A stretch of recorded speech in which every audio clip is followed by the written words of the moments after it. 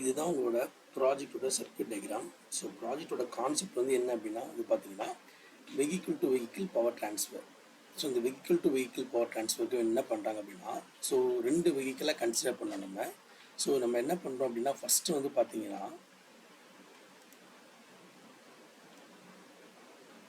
இந்த source VDC இருக்குல்ல, இது வெஹிக்கிள் ஏன்னு எடுத்துக்கலாம், ஏவோட சோர்ஸ்.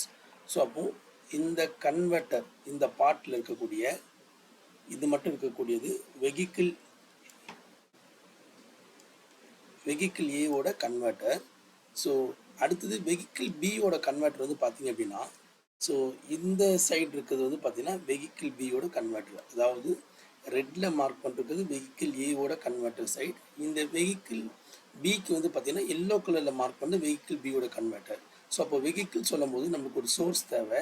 அதாவது இந்த விடிசி அப்படின்றது வெஹிக்கிள் ஏல இருக்கக்கூடிய ஒரு பேட்டரி சோர்ஸ் எடுத்துக்கலாம். இங்கே விடிசி அந்த எல்லோ கலர் மார்க் பண்ண விடிசி ஆனது வெஹிக்கிள் பியில் உள்ள பேட்டரி சோர்ஸ்னு எடுத்துக்கலாம். ஸோ இந்த கன்வெர்ட்டர் என்ன கன்வெர்ட்டர் யூஸ் பண்ணியிருக்காங்க அப்படின்னா ஃபுல் பிரிட்ஜ் கன்வெர்ட்டர் அப்படின்னு யூஸ் பண்ணியிருக்காங்க. இதில் என்ன யூஸ் பண்ணால் ஃபுல் பிரிட்ஜ் கன்வெர்ட்டர்.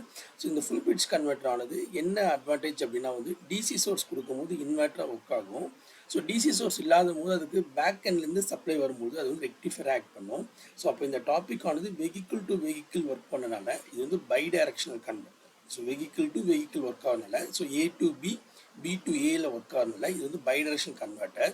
அதுக்கடுத்து இந்த கன்வெர்ட்டர் வெஹிக்கிள் சொல்லும் பொழுது 2 வெஹிக்கிள் இருக்கும்பொழுது அது இண்டிவிஜுவலாக இருக்கும். ஸோ இது ரெண்டுத்தையும் நம்ம கனெக்ட் பண்ணோம். ஸோ எப்படி கனெக்ட் பண்ணால் வயர்லெஸ் மூலமாக கனெக்ட் பண்ணுறோம். ஸோ வயர்லெஸ் அப்படின்ற போது இந்த இடத்துல கான்செப்ட் எப்படி வருதுன்னா bidirectional wireless power transfer system for vehicle to vehicle அப்படின்னு நம்ம எடுத்துக்கலாம் அந்த கான்செப்டை. ஸோ இதுக்காக இவங்க என்ன பண்ணுறாங்க அப்படின்னா வந்து ஸோ வெஹிக்கிள் ஏல கன்வெர்ட்டரோட ஒரு காயில் அட்டாச் பண்ணுறாங்க. ஸோ வெஹிக்கிள் பியில் என்ன பண்ணுறாங்கன்னா ஒரு காயில் அட்டாச் பண்ணுறாங்க. ஸோ இந்த காயில் ஆனது ஸோ இந்த ப்ளூ கலரில் மார்க் பண்ணியிருக்கோம். இந்த ப்ளூ கலரில் மார்க் பண்ணுறது காயில். ஸோ இங்கே ப்ளூ கலரில் மார்க் பண்ணுறது வந்து coil. So A to B போகும்போது டிரான்ஸ்மிட்டர் காயில், பியில் இருக்கிறது ரிசீவர் காயில்னு எடுத்துக்கலாம்.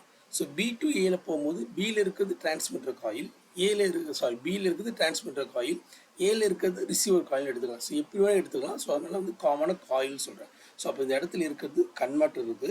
ஸோ ரெண்டுத்துக்குமே vehicle to vehicle power transfer பண்ணுறது காயில் இருக்குது. ஸோ இந்த கான்செப்ட் ஆனது bidirectional wireless power transfer system. இது எப்படி ஒர்க் ஆகுது அப்படின்னா, ஸோ இப்போ இந்த டிசி சோர்ஸ் இருக்குல்ல, ஸோ இந்த ஃபஸ்ட்டு விடிசி ஒர்க் ஆகுன்னு எடுத்துக்கோங்க.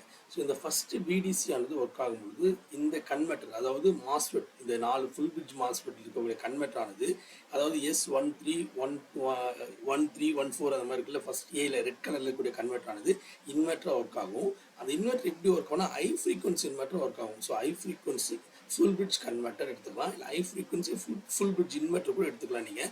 ஸோ அப்போ இது ஹை ஃப்ரீக்வன்சி இருக்கும். எவ்வளோ ஹை ஃப்ரீக்வன்சி? ஒரு 50 kHz.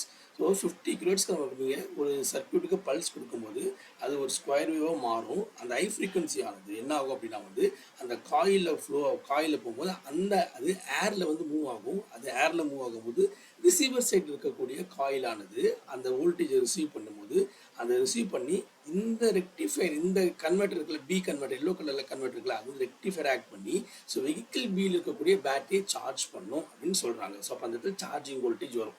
அப்போ ஒரு வெஹிக்கிள் இருக்குது அப்படின்னா ஏல இருக்க வெஹிக்கிளோட பேட்டரியோட வோல்டேஜ் ஆனது வெஹிக்கிள் பியில் சார்ஜ் இல்லாத பொழுது இதிலிருந்து இது சப்ளை பண்ண முடியும் அர்த்தம். அப்போ இதே மாதிரி தான் வெஹிக்கிள் ஏல இல்லைன்னு எடுத்துங்கன்னா, இப்போ வெஹிக்கிள் பியில் சார்ஜ் இருக்குன்னு எடுத்துங்க.